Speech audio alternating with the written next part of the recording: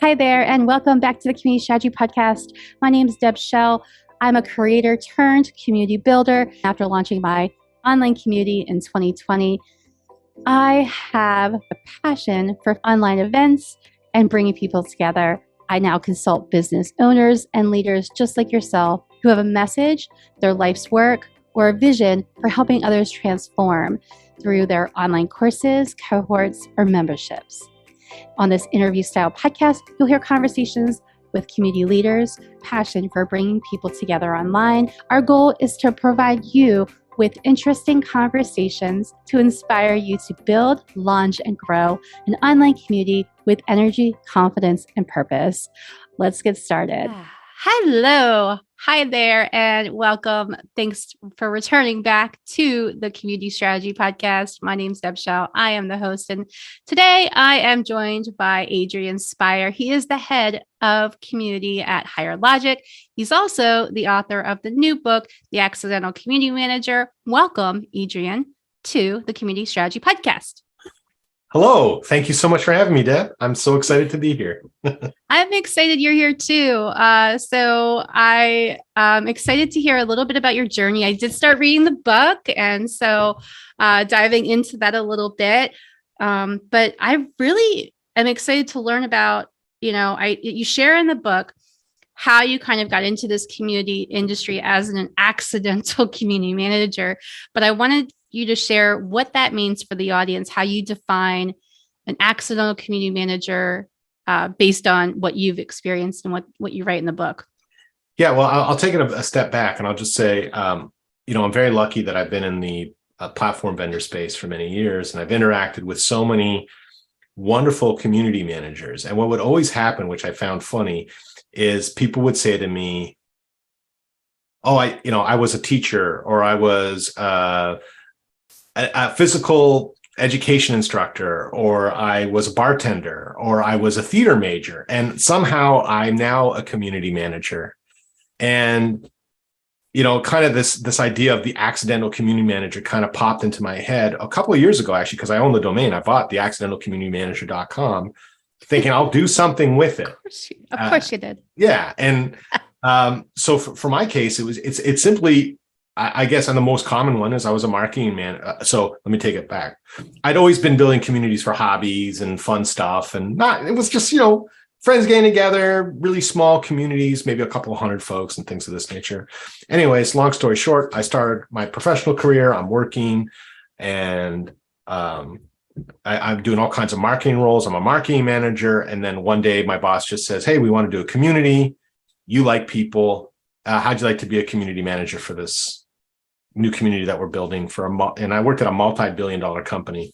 So it was like, now all of a sudden, I think I talk about in the book, like it's one thing when you're doing like a hobby community with a couple of friends, and it's a whole nother thing when you're working at a multi-billion-dollar company and they're saying, "Hey, go take out the Porsche for a spin around, and hey, by the way, don't screw up or blow things up." So that to me was my kind of introduction into the accidental community manager. So for me, it's and specifically I talk about B2B communities. So I'm really looking at folks that are doing this professionally.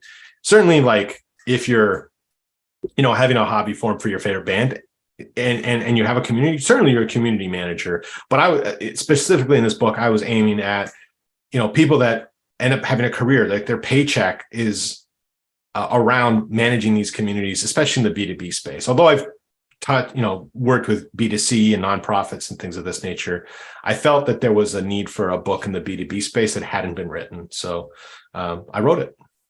Yeah, I can see from just like reading the beginnings of it, just learning about your experience and background, and like you're really like in the frontier days, basically, of trying to like dig through this. What is this thing called community? And without having the tools or the toolbox or the directions to put things together in assembly, Well, yeah, and there were hard put everything together, right?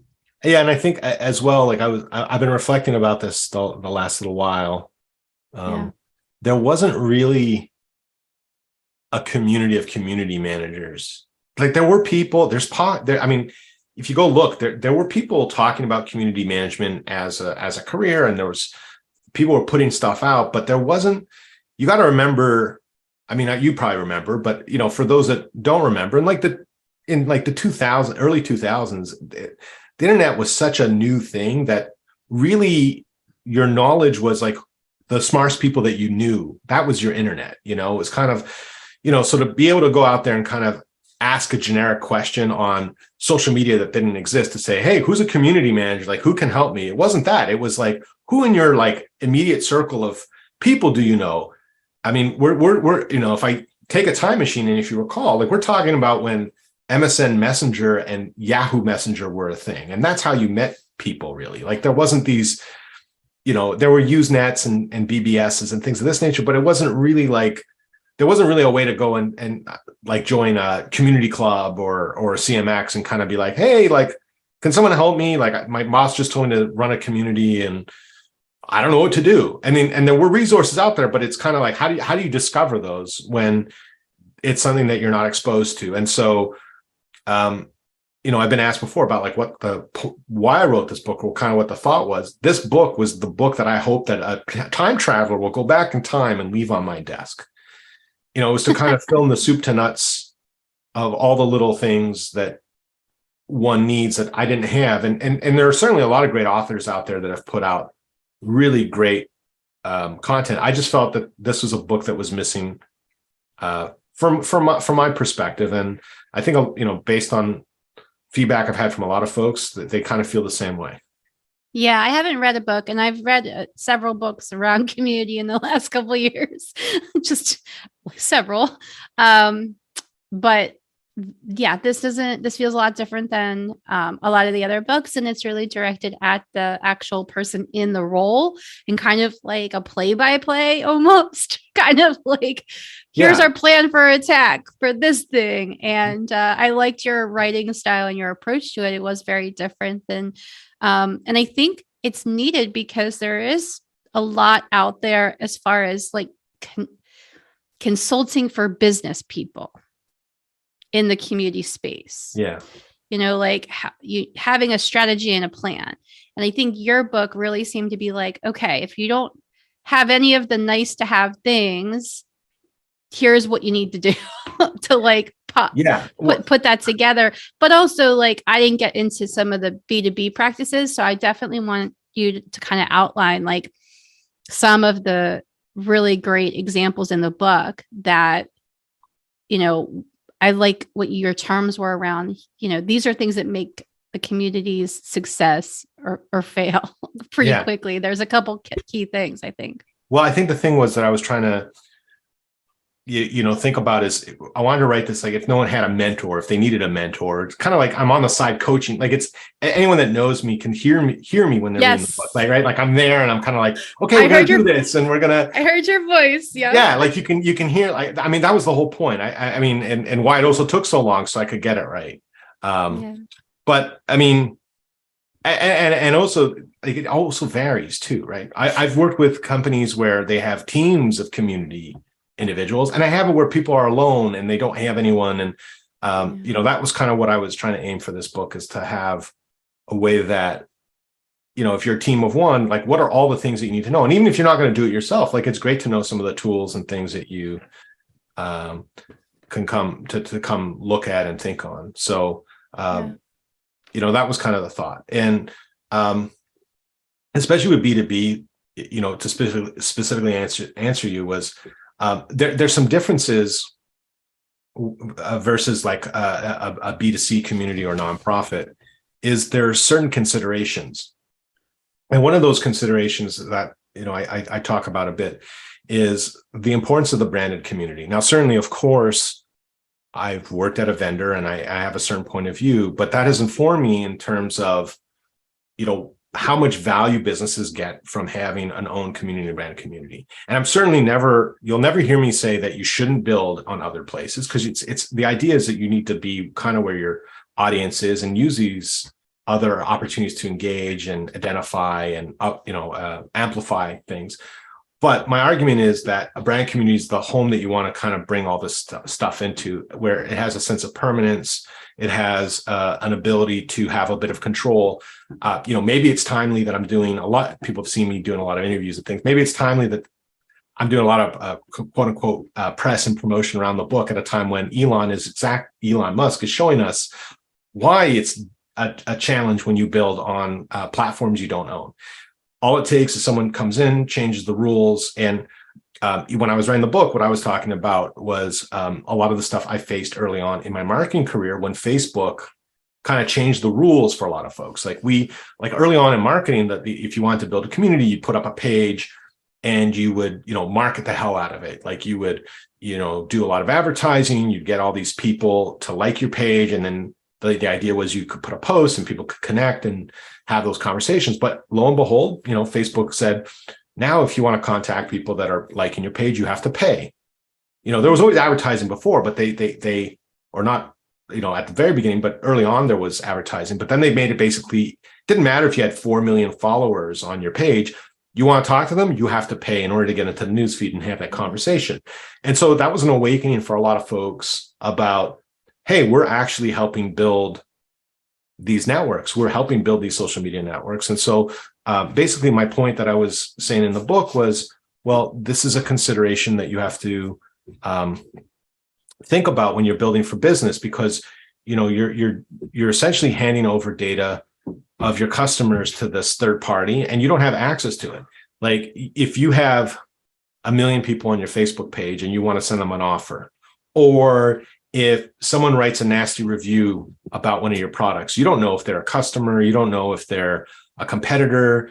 And I don't know if you've noticed this, but on Facebook groups, like they can, another group can advertise against you or put up ads in that way. So it's kind of a weird, or whatever things that they change. I mean, you and I were just talking before you hit record, and there was that law in Australia that they were doing for news, and they said, hey, we're going to pull out. Well, Canada is now going through its own thing that Facebook is threatening to pull out. And I'm Canadian, so I'm very aware of all the things that are going on around that.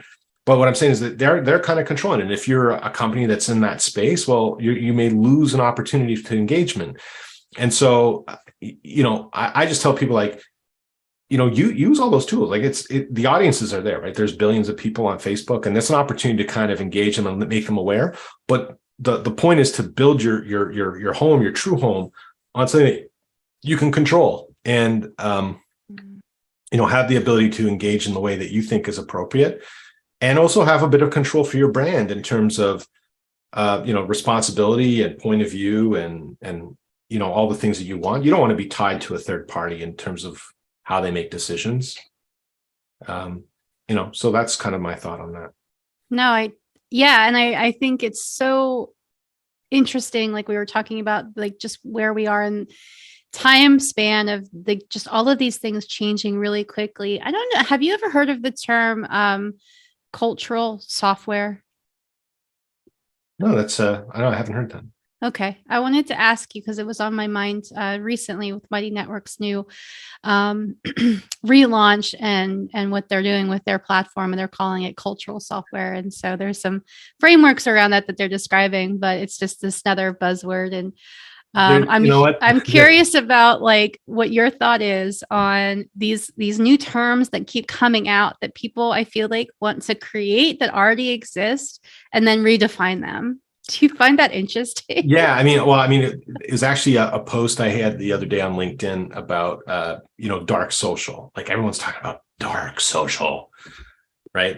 Which the idea is that the connections are happening invisibly in DMs, and marketers can't track stuff. And I was saying, hey, that forget dark social. What about dark community?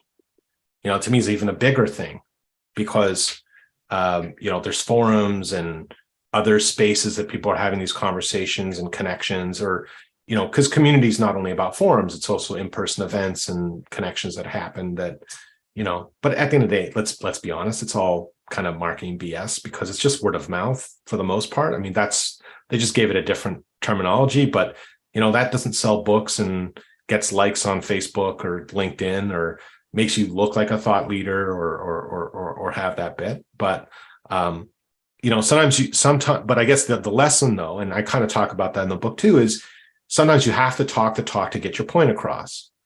So in the sense that I wanted a term dark community because I don't know if I'm the first to say it, but I'm certainly being an advocate of it. Is like, if your marketing team is talking to you about dark social, have them talk about dark community, because as community builders, we want to get our the credit for the community work that we're doing. And so what I've noticed is there's a lot of companies now that have bought into this dark social and are trying to track it. And what I mean, I actually showed a screenshot on my LinkedIn of it. They send like a survey afterwards, like, hey, where did you hear about us? Because they're trying to, their marketing software is saying, okay, we've got this new account that somehow came. We don't know how. We don't know if it was from a friend, an email, a coupon, somehow. So that what they'll do is they'll do these surveys, right, to ask folks, hey, how did you hear about us? And inevitably, they don't put community is not an offer on there. It's always social media or email or friend. And I'm saying, hey, we need to inform these marketing teams. Please include community. So that community gets the benefit of it getting under report, because otherwise it's under other. And well, I don't know about you, but when you're given multiple choice in a survey, you're tending to choose from one of the things that are there, and you may not think about forums if it's under other. But if it's there at least as a selection, maybe there's a bigger chance that gets credit. And I want community teams to get as much credit as possible. And so the way that you do that is you kind of go into their buzzword kingdom, right? Which is now, instead of word of mouth, it's dark social. And hey, now we've got dark community. So hey, let's push dark community and get people to start thinking about, how does community impact attribution. And I think Richard Millington today, what's the date today? So we people looking November 9th. I don't know when they'll hear this recording, but he had a post today about revenue generation. And, I talk about that a lot in the book about, having impact and things of this nature. But, it's really important to think more than just cost savings, but to think about, how does the community have impact for you on revenue? And one of those ways is talking about dark social and things of this nature, right? That you can kind of get people to start thinking about, okay, how did our community have impact? And one of those ways is also making sure that your analytics is across your digital ecosystem, including your community. Because sometimes people forget actually to put, I found they forget to put their Google Analytics or whatever tracking they have across their other digital properties, so that people know, okay, the community had an impact. It's really important. And especially as we're facing dire economic times where people are looking at, the value of the work that they do, we got to make sure that stuff gets measured. So I'm a big proponent of that as much as I can to advocate it. And I spent a lot of time in the book talking about that. Yeah, I think I loved this where you have a sentence on page 11 for anybody who's got the book at hand. And it says, by the end of this book, I hope you'll see that a community role is actually a career path of its own. You are the heart of a customer experience. You are doing real advocate marketing, and you are crucial frontline to PR work. You're the essential piece of reducing frustration as customers seek self-support. And I think one of the biggest amazing things that communities do is help people get to the resources they need, help them connect to the people they need to connect. And I see you have a friend. Hi, friend. I'll pause. For anybody listening, Adrian's dog is taking over his keyboard and studio space. Sorry, the dog wants a treat, and I'll just give the dog a treat. Okay. There we go. Give the dog a treat. I love her name's Lulu, and she's lovely, but Lulu. Oh, now she's happy. What do you feel like has been the key to a community manager feeling like they are valued? That's a great question. I think that the most important thing is being respected for the experience and work, and trusted to be that voice. And it goes to kind of the story I told in the book that almost didn't make in the book. I was actually told to remove it, about my big failure of launching this engineering community. And it was that I didn't trust, like they paid me to manage the community, but I didn't trust myself to kind of be the person that could say, no, this is the right way to do something, and this is not the right way to do stuff. And so it's a bit of having that respect, but also having the belief in yourself. And I kind of want this book to kind of be there to kind of say, like, you can do it. And if they're putting you in charge, I think I say that in the book, if they're putting you in charge of the community, right, then that's some kind of anointment or what's the word I'm looking for? Acknowledgement that they're trusting you to build this, right? Because if they've put you in charge, so you need if to, yes, you if kind you're of in the role, they have deemed that you are worthy. Yeah, you don't need to ask for that permission. You need to step up into that role. And sometimes people have a hard time that I've seen, and it takes confidence. It does. And I fully admit, when I first got my first role in my early 20s, I was not confident, but I'm hoping this book will help and say you weren't alone. And here's some ideas and concepts and things of this nature. And hopefully you have people in your company that will be more senior. I mean, when I was coming up, we were still dealing with a lot of older people that did things the old way. And I think hopefully now that, there's been a bit of a tide shift in that there's, as an example, I worked at one company that to use social media, it was banned within the company. Like I was managing Twitter and Facebook from my personal cell phone on my own data because I couldn't access it from my computer because it was completely banned. They didn't want even the marketing team to access those kinds of tools. I don't think we're there now. Like I think most people that are in marketing would probably have access to social media to do their job. And so, from that aspect, I think that's, hopefully you can find someone who believes in you and will support the work that you're doing, but it also requires a bit of, hey, I'm going to do this because I think it's the right thing. And the other beauty, to call back to something earlier, was thankfully there's a larger community of community folks out there, and that, Deb, like we see each other at shows or like there's no community builder I've ever encountered that if you reached out to them on LinkedIn and said, hey, I really think that what you're building is cool, like I'd love to chat and learn more, will say no to you. They'll always say yes. They're, maybe it's not the right time or you'll have to find a schedule, but they're community people are by far the most generous with their time and want to help one another. We're all part of I don't like to, communities kind of, an overused word, but we're all part of this movement of trying to bring people together and build this really, great industry together. And so I think that people are, for the most part, very welcoming and open and willing to share. And I would say also don't be shy to like reach out to people that are building at companies that you respect or and find out from them and learn and you'll be amazed that everyone kind of has the same challenges. Like that's the funny thing I always find. Like everyone always feels like, oh, my boss doesn't understand what I'm doing. And then they talk to someone else and they're like, oh yeah, no one's boss understands what they're doing. None of us know what's going. We don't have it figured out. Guess what? Yeah. I mean, we don't have it figured out.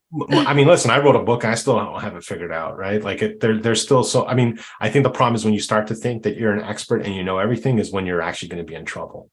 But I think everything changes and it's so rapidly changing so fast. The technology is changing, the way human beings are interacting is changing, the way society is reacting constantly to the changes is changing. I agree with the technology. When I was writing so many shifts. Well, I mean, when I was writing the chapter on technology tools, like I was debating it because I was like, if I name any tool in 6 months' time, that tool might not be there anymore. And then it's kind of a weird thing. So I try to avoid tools and more about what the tool allows you to do. But you know what? There's things that are going to come out probably like in a couple of years from now that, like, oh, I should have talked about that. Yeah, that's what I was gonna ask you, like, what are the necessary elements to a really successful community strategy for a B2B community when they're just starting out, we'll start with the starter bucket people of like starting out, what's essential? Yeah, so I talk about in the book, there's the framework that I talk about, and it starts with MVP principles, which is knowing that community is about building for people, and that you have two types. You have your external folks; those are the people that you want to have come join your community. You need to have a conversation with them to understand what their motivations, what they care about. There's so many times I'll hear people want to start a community, and they're like, "It's going to be this, and it's going to be that. We're going to do this, we're going to do that." It's like, well, did you talk to anyone? Is this actually what people want? Are they, are you solving anything for them? Like, oh, what an idea. But what I find is where the failure ends up happening is they also don't talk about their internal people. And when I mean the internal people, the common term would be stakeholders. And I think, I don't want to blame, it's too easy to blame it, but I'll just say that a lot of community failures or reductions in staff and things that happen is this imbalance that happens where community builders are building really great communities that could solve for problems to their community and are kind of ignoring their stakeholders in the sense that they haven't. I know it's icky, it's disgusting, and it's hard, but at the end of the day, it's about making your stakeholders look good at the company. And what are some of the ways that you can help with community to make that happen, to be aligned and having those conversations? And I think that's an important thing that, unfortunately, maybe not as many people are comfortable with doing, but it's a conversation that needs to happen. And my whole career and this book as well, I always have made it clear, you want to own this conversation, and you want to be able to guide the company to how the community can have an impact on the company, rather than someone coming to you and saying, why do we have you on our payroll? Yeah. Why do we have a community? I don't understand. If you've already had that conversation up front and kind of built that in there, then hopefully I'm not saying that will protect you, because the winds of change are always out there, but at least, you've given your best shot, as opposed to kind of being caught by the surprise of, hey, why do we pay you this money, and why are we paying for our software, and, justify your existence. It's a lot easier if you're like, oh, hey, Joe, like we met last week and here's the things that we're doing. And so, moving forward, I have the SPAN concept, which is that B2B communities generally fall into one of four quadrants: product, support, ambassadors, or networking. And each one of those are really important, and I see them as interconnected. Like every really healthy community will have all four elements. So I have an image in there of, it's like a puzzle piece where they're all interconnected. But the idea is that when people start community, they get so excited they want to do all the things all at once. So the idea was like, choose one of the quadrants, work on understanding it really well of what you're trying to achieve. And sometimes you get it wrong. Like I talk about, like, we first launched our internal success community for our customers. We thought it would be really good for support. It turned out that people wanted to talk to us about product. That was actually what was the number one use case. And people wanted to submit ideas on how we could make the product better and have a conversation with our product team and have a bit more visibility into the roadmap. And that took off. And then once we achieved our goals that we had set out, we then moved into doing support when the time was right. Right now, we're doing networking, and eventually we'll move into ambassador programs. And so we're going to do all the things, but we're hyper-focused on that area. And then fully through is something called Cargo, which is the framework to build this plan on. So once you choose your span, you're going to have either a product or support community.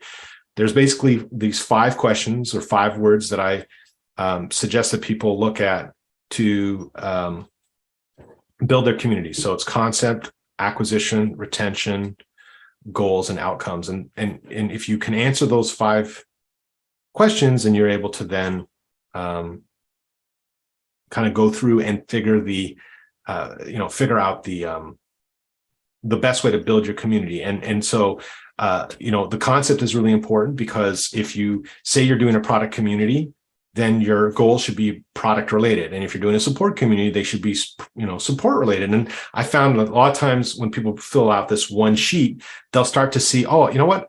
I'm saying it's a product community, but all my goals are support. Well, I've got to readdress this and figure it out, because I'm obviously doing the wrong thing. And So those 5 are kind of like all connected weight wise and kind of figured out like, oh, okay, the concept I need to change or tweak or fill that out. And, every company that I know that's gone through it has found it really helpful because it ends up being this one sheet that they can look at.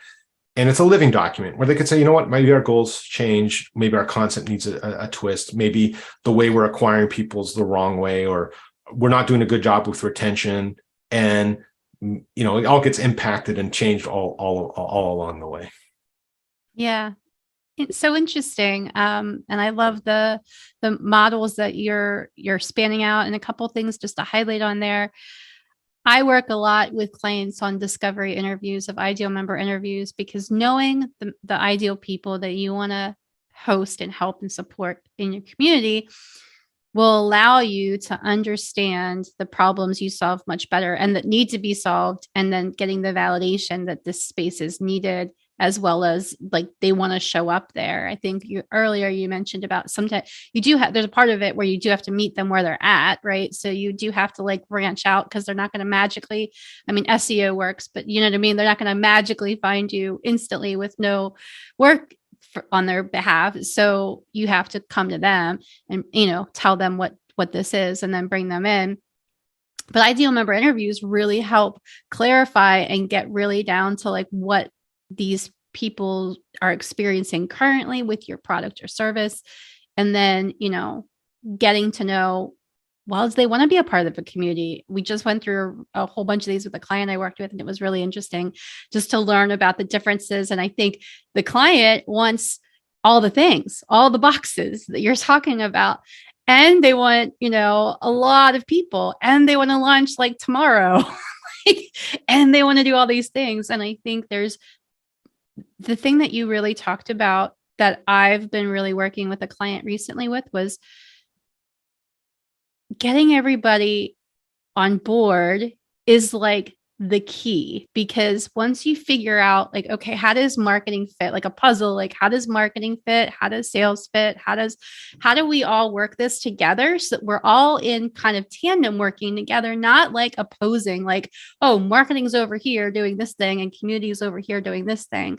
No, like, how are we going to we're all one company under one brand. So let's work together and create cohesiveness, I think is what I was hearing anyway. No, absolutely. And I've said it, various places and in the book as well. Like the community is the front door of the experience for most customers, either or even prospects when they're doing research about your brand. Mm-hmm. And so it behooves the other departments to participate and be part of it. But it's also on us as community builders to be the marketing for the community, in the sense of explaining the value and the impact, and because no one else is going to do it. Like the reality is, like, if you're not the cheerleader for your community, no one's going to be the cheerleader for your community. So and it's tough, right? Because what I've, like I said, the benefit of dealing with hundreds of communities over the last decade is you would be amazed at how many community builders are introverts, or don't realize that the majority of community builders are introverts, but extroverts when it comes to online communities. So they have trouble in person, telling the story or doing it, but they're great at the community job. Like they're great community builders. They connect folks and they do really well behind the keyboard. But now if they have to go present to a CEO or something of this nature, it's like, I don't want to do that. But that becomes the problem. And it's, I would say if there's any skill that people need to work on, they've got to understand that in order to get the support and the survival of those communities, they've got to step out of that shell to have those conversations and make the connections. And, I know there's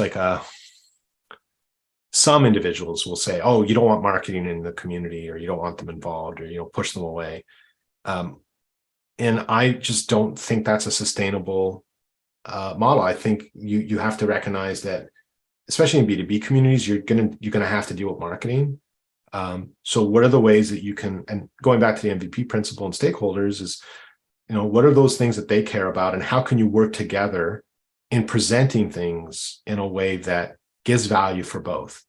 Yeah. So at the end of the day, marketing wants leads or whatever that they want, but there are things that your community wants. And so there is a way that you can balance those things. So one of the things I've always seen be really successful are these community guides or playbooks that come out where people will share their best practices, so the community gets the opportunity to showcase their expertise and professionalism and, up level their skill and have an opportunity to say, hey, I'm part of this ebook, of tips and tricks or what have you, that they can tell their boss or put on LinkedIn or on their resume or, I love that. But then at the same time, marketing can use it as a lead magnet, right? To uncover new opportunities and prospects to say, hey, we have, I personally don't know a lot about Photoshop, but I can tell you that if Photoshop put out, here are the 100 best tips from our community about Photoshop for beginners, I would download that ebook for sure. And I'm sure that the marketing team at Adobe would be like, yes, all these fresh leads from Photoshop. And then the people that are in there, I was one of the 100 tips taken in Adobe's special book, right? It's a very prestigious thing. And then, so, I mean, that's what I'm saying. There's ways that you can arrange it. And I think it's on us to kind of be that translator of needs and wants, to kind of be at the negotiation table in some ways, to be like, here's what the community wants, the community may want, I don't know, access or swag or whatever it is. And then product team wants this and that. Well, hey, you come together and you can kind of find that balance. That's what it's about. So, and it's serving the community. Yes. And the company at the same time. And how do those missions and goals align together? Because I think one of the famous questions I've heard is, have you asked your members? Have you asked them if this is something they want? I think there's a lot of people out there that want to create a lot of things, whatever that is, and that may or may not be helpful.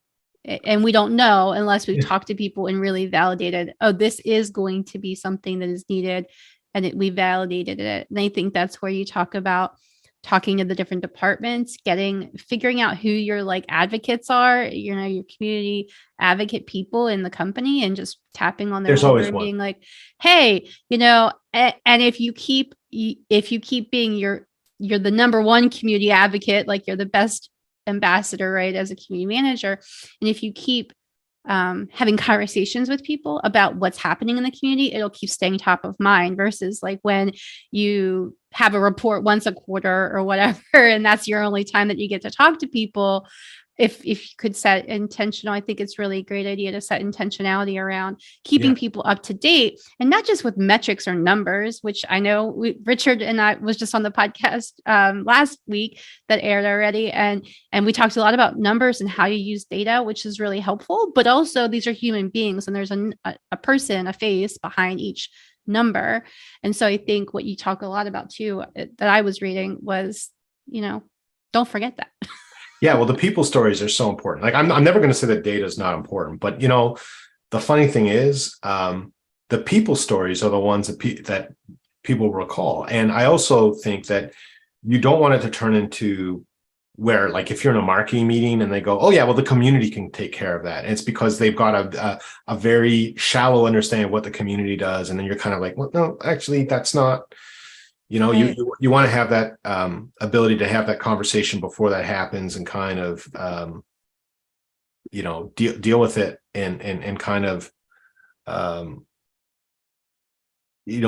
have a bit of control over your destiny in some sense, that you're part of that conversation. And I'm doing it. But to me, the stories are always the best part. I always say, if you're going to report on any metric, and sometimes it's not only one metric. There's a couple of metrics that one can look at depending on who your stakeholder is, but having the stories that you can tell, hey, you know what, we solved for this or solved for that, or there was a customer that was really upset, and then the community was able to come together with a solution that we didn't even think of, right? Because our true experts are in the community. Yeah, especially in product communities, right? There's so much knowledge out there from people that use things day to day, and when you're in real world situations that people will not recognize or not know about, and then they just come together and can solve for it. So how long do you think the average community takes to build from concept, community concept to launch? What is that time frame look like, do you think? That's a good question. I mean, I've seen people do it very quickly, but I mean, in terms of healthy and kind of rocking and rolling between, Without the anxiety or like, oh shit factor of, are we putting something out that's... yeah, I mean, it usually takes between 6 to 8 months, Yeah. a little bit longer, maybe a year. And a dirty secret is a lot of contracts for community vendors, they want to be 3 years. And the reason is because it takes about 3 years for the machine to be rocking and rolling, that you're seeing full ROI and value. Thank you for saying that too. Yeah, I mean, no one wants to say it, but hey, I'll say it here. It's that's real. We've got to start being realistic about this stuff. Yeah, I mean, the biggest annoying thing for me as a consultant is to talk to people that have no understanding of the real life that we live in. And I think not all the people that I'm talking to are saying like ridiculous numbers, but I think that there's this misconception that you put the "we're open" sign and people just come, and if you create enough sequences or SEO that it's all going to work. And I think the first 12 months are, oh shit, okay, this doesn't work. I don't know if I'm allowed to swear, but okay, oh shit. You can swear. Go ahead. Okay. So it's the first 12 months are the oh shit, let me modify, figure out, get the recipe right. Usually by the end of year one, usually people are kind of on the right path. Year two, you've kind of got it going and you're starting to hit it. But by year three, most communities are firing on all cylinders and kind of found their way. But see, this is what I always find funny is because sometimes people will look at our showcase and be like, oh, I want to do like this community. And, I've had the benefit of seeing like, yeah, they didn't build that overnight. Like it took many iterations and time. Yeah. Like usually like the first iteration in that first year, they do a basic theme out of the box, not that much customization. Then, they start to get a sense of what the community is. I'm by the way, I'm talking about people that do this in a healthy and proper way, right? They start to get a sense of what the community is and the vibe and the culture. And then they work collectively with the community, start to make tweaks to the theme, start to introduce programs. You're already in like year two doing that kind of thing. And like I said, year three is usually when that is. So that's why I know sometimes I get accused, I guess, of being at the vendor side, oh, we're being greedy and we want to lock people in.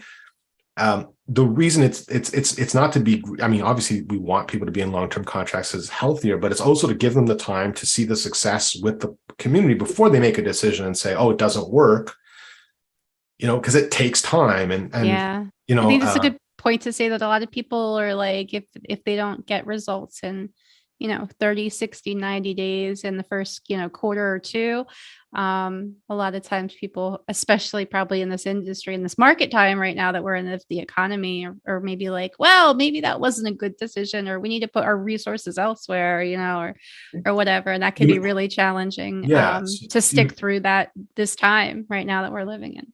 I mean, you're making a good point, and kind of what I was saying about why cargo is a living document. The goals that you're going to have at the beginning when you're starting out are not going to be the goals at year two or year three. But I also, I would challenge people that say that you don't get ROI or results in 30, 60, 90 days. You do. You just have to know what you're measuring for. Like the ROI may not be like it. ROI doesn't necessarily need to be dollars, right? It could be just happiness. It could be loyalty, it could be, affinity to the brand, it can, connection. And it just takes time to herd cats, or however you want to say it, to get people here and to get them functioning through the flows and to build habits and rituals and routines and all of that kind of stuff. That takes quite a long time. I was curious what your thought is on ambassador programs. I know you said a little bit ago that you said you've done some ambassador programs in the past with some organizations. Yeah. So I think, it's interesting. I know that who was I talking to? I couldn't remember, but they're like, you need to have an ambassador program on day one. I'm not necessarily a fan of unless you're doing a straight ambassador program, but I think identifying ambassadors and kind of keeping track or having a way to know who those folks are from day one is an important thing. I think it's important to kind of understand what the community is and the culture and understand it a bit better, because it's kind of like, I guess this is my political science brain from when I studied it in school. They used to always talk about political documents will be written out, but what ends up happening in true life is always something different. communities are kind of the same idea, is that you may have an idea of what your cargo is, your community plan, and then you actually get the people in there and it's not at all, or it's very different. And so if you're gonna, I would much more recommend that people identify these individuals that are doing the good things, but hold back on creating a full-fledged program until they understand the community out front. Although, like I said, there are companies I'm aware of that launch straight with an ambassador program, like I think of Foursquare that's on on the Higher Logic Vanilla platform, and it's a ambassador community. Like it's only for their ambassadors, and that's how they launch it. But that has iterated many times over the last several years. What's it called? Foursquare? Foursquare. So wasn't that an app like back in the day? They're still around, my dear. They're still around. All they're right. still around. Yeah, I mean they do, and I should have said my dear. I'm sorry, but yeah, it's the location data app. The folks that and they have a space for their ambassadors and super users to have conversations with the company and talk about things, and it's a very hyper focused community. But it's been many iterations over the years on it. Yeah. What do you think the difference is between ambassador, advocate, and affiliates with brands? Well, I mean, affiliates is a totally different thing, right? Because those are people that are making money from selling and doing that kind of thing. And I would say ambassadors and advocates are pretty similar in my view, and I could be wrong, but I mean that's kind of how I see it, is that they're advocating on your behalf. I mean, an ambassador is advocating on your behalf and kind of doing it in that way. And I guess it all gets down to the definition and semantics. Are they paid? Or are they doing it out of altruistic reasons? Volunteer versus they're getting something on the back end, whether it's benefits or some monetary thing. Or it's, and even voluntary is, limited, right? I think there is a time period where there are some people that are going to be really interested in being a volunteer for a time. I don't know what your thought is on that. Well, I mean, I don't know if you got to that part in the book, but I say that if you're not careful with your ambassador programs, these volunteers could also be called future plaintiffs. Yeah. Because there are you have to talk to lawyers, because there are very strict laws, especially in the States, United States, concerning on what you're allowed to ask of a volunteer and at what point a volunteer becomes an employee. And there's a very famous case with AOL and what happened with that. And, I know there are some in the community space that say, oh, you shouldn't involve a lawyer. It's, I personally would always involve a lawyer, because it's better to, especially if you're at a B2B company and a large brand, you have a target on your back, and you just don't want to be that community builder that created a program that you didn't talk to your law team about, and then it becomes a situation. Good point. That's a good point. To me. Yeah, we just kind of assume, we'll just do a volunteer thing, and then all of a sudden you cross a line and someone says, hey, wait a second, I should be paid for all this. And most lawyers, and you can't dump a lot of stuff on a volunteer and then expect them to be like, yeah, I'll spend 40 hours a week doing this now. Yeah, I mean, listen, there's some really great people out there that are super passionate, although in B2B communities it's less likely than B2C communities. But you have to be careful, because at what point does it cross a line that you're asking too much of someone, and then it becomes a situation. And I know plenty of community builders who don't talk to lawyers, or just say, oh, I don't want to deal with that. And to me, they're just playing with fire, to be honest. Like it makes me way too nervous, because I've seen things go the other way. And usually if you explain things, it all maybe just is a bit of wording, especially if you're doing any remuneration of any kind for what they do. Like you've got to make it really clear that it's a volunteer program and you're doing it at your own volition and things of this nature. But, like I say in the book, I'm not a lawyer. I'm not giving legal advice here. But the only advice I would give is like talk to a lawyer, or your legal team, or, run it by someone, just so that you're really careful, because I can guarantee you, like the really large B2B communities have lawyers that have looked at these things, because they know the risk that's involved. Yeah. It's really great. Good tips. We're wrapping up. Rapid fire questions. Rapid fire. Well, not really rapid fire. You can expand if you want. All I was going to say was, what's the one thing, I think you already kind of answer this, but what's the one thing that you would tell yourself if you were starting out and you knew what you knew now, and you could go back and you could plop the book on the Adrian's desk, but you could also give them this really good tip in case they're feeling overwhelmed by reading a book? What would the one thing be that you could tell that person, to yourself? Everybody makes mistakes. Mm. You're going to learn, and it's something I always hold true to myself is like failure and mistakes are fine as long as you learn from them and don't make the same ones again and again. And I think that's the thing that you need to know. And, I joke that I wish I had the book to kind of avoid the mistakes that I had done when I first launched the community. But you know what? I needed to make those mistakes so that I knew not to do them and be able to go. And thankfully, I'm there and able to tell other people, hey, don't use sock puppets. It's a really bad idea. Don't create fake accounts. It's not going to end well for you. Don't buy a software that doesn't have spam prevention. Yeah. And knowing, and I think those are good points of just really, and it comes down to intentionality. It comes down to being really aware of intentional of goals and the roadmap and the purpose and why we're doing this in the first place. But in reality, it's people, and people are unpredictable, and people are going to do what they're going to do. It's like you create this beautiful space and then people come. Well, then they mess it up amazingly with their amazing words and like comments and all these things, not messing it up in the sense of messing it up, but you know what I mean? But I mean, as an example, like one of the mistakes I made, and I talk about this books, I had a moderator who, while I was sleeping, deleted all the content of the community because I didn't know how to hire a moderator properly. I thought I did. I learned how not to hire, and I've never made that mistake since. But I've made other mistakes, but every time I've made a mistake, I've learned from it. Yeah. I thought you choose a moderator who answers the most posts. Seemed like a nice guy. Nope.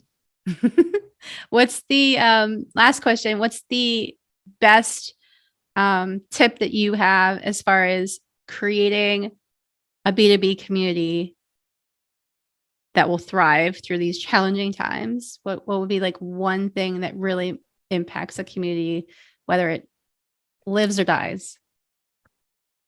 So for me, it's funny. People want to talk to me about span and cargo, but to me, the MVP principle, most valuable people, is the one thing that you need to consider.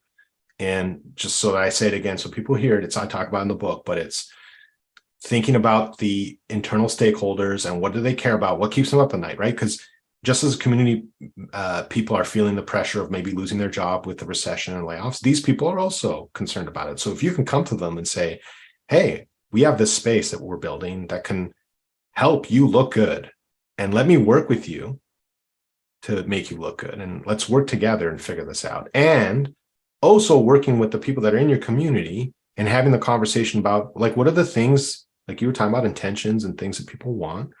Like, we all have things that we care about, especially in economic trying times, right? People want to, increase their education, certification, professionalization, things of this nature, right? So if you can create a community, a B2B community where people can upskill and learn new skills and showcase them and get accredited, that's great, right? So that there's, for me, being part of a community where I can advance professionally, you've done something really good for me.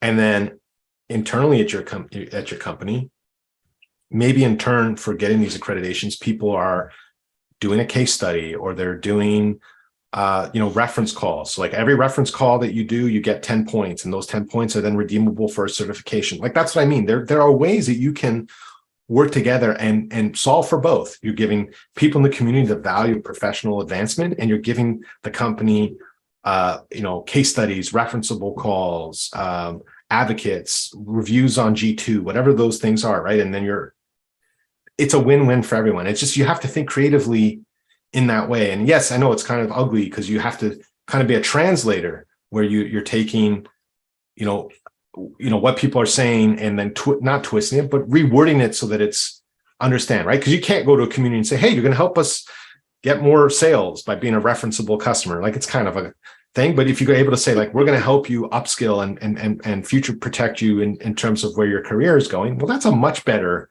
offer, right? And something that you can get people on board with. Cool. Thanks so much, Adrian, for being here and sharing all of your amazing wisdom. For everyone listening, what's the best way to get that book, The Accidental Community Manager? So it's available at all fine bookstores, but the easiest way is actually just if you go to adrianspeyer.com, there's a button with a icon for the book, and it's available at Amazon, Chapters, Barnes and Noble, even at libraries. If the library is connected with Hoopy Digital, you can get a copy at the library. But I also have a newsletter where I share tips and tricks, and you can find me on LinkedIn and all the various other spots. But adrianspeyer.com is the home of all things related to the Thanks, book. Adrian. Yeah, makes it easier. From Canada. I'm glad to be your friend today in this this day. Thank you so much for sharing your time and wisdom with us. For everybody listening, thanks so much for tuning in today. If you found value out of this episode, please share it with a friend, fellow accidental community manager, maybe. And until the next time, I hope you're finding calm in this day, evening, afternoon, or Tuesday or Wednesday at 3:30. Take care. Until the next time. See you later. Bye. Bye, everyone. Hi, this is Deb Shell, and I'm super excited to let you know that I'm writing a book. Yes, it might not be a big deal for you, but it is a big deal for me. As I work through writing the Creator to Community Builder book, I've decided to launch a crowdfunding campaign, and I'm super excited to share with you that this is where I'm asking you for your help. I need to reach $5,000, and at this moment, we've raised about $1,110. So thank you so much for all of the people who have supported this project to this point. I wanted to let you know, with updating you today, that I'm extending this campaign to the end of the year. So by December 31st, my goal is to raise $5,000 for this book. The estimates are about $10,000 of cost of publishing, printing, a limited, amount of copies, and paying for a designer. So I just started reconnecting with our book designer. He's going to be getting me some proposals next week, and I'm going to start with a new cover design for you, hopefully before the end of the year. So that's my update for today. Thank you for supporting me so far. If you haven't supported this project yet, please go to the show notes and check out the I Fund Woman crowdfunding campaign for the new book, Creator to Community Builder. I'm super excited. Thanks so much for all who've supported.